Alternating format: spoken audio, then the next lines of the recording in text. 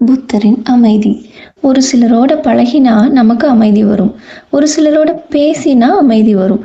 ஆனா ஒரு சிலரை மட்டும்தான் பார்த்தாலே அமைதி வரும். கௌதம புத்தர்.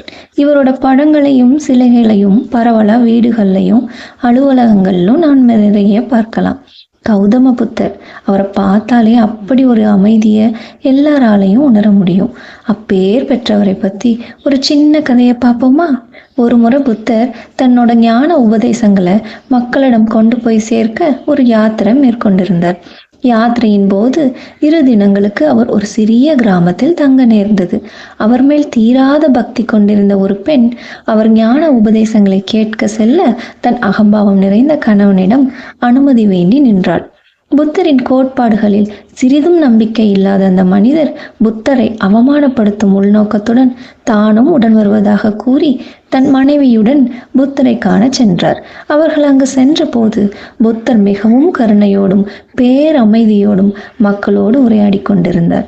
அந்த அகம்பாவம் பிடித்த மனிதரோ திடீரென்று புத்தரை தகாத வார்த்தையினால் திட்ட ஆரம்பித்து விட்டார்.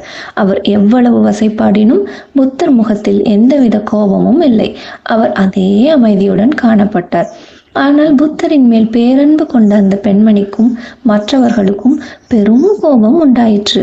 அவர்கள் புத்தரிடம், அந்த மனிதன் உங்களை இவ்வளவு திட்டியும் உங்களால் எப்படி அவர் மேல் கோபம் உண்டாகாமல் அமைதியாய் இருக்க முடிகிறது என்று வினவினர். அதற்கு புத்தர், நம்மிடம் யாசகம் வேண்டி வருவோருக்கு நாம் உணவளிக்கின்றோம்.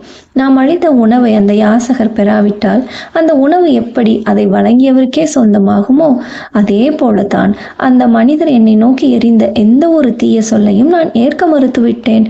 அக்கணமே அச்சொற்கள் அவருக்கே சொந்தமாயிற்று. அதற்காக அவரை எண்ணி நான் அனுதாபமே படுகிறேன் என்றார். இதை கேட்ட அந்த மனிதர் அகம்பாவம் அழிய பெற்று புத்தரிடம் மன்னிப்பு கோரி பிற்காலத்தில் அவர் வழி நின்று அவரது மேலான சிந்தனைகளை உலகிற்கு பரப்பினார். ஓம் சத்குருவே சரணம்.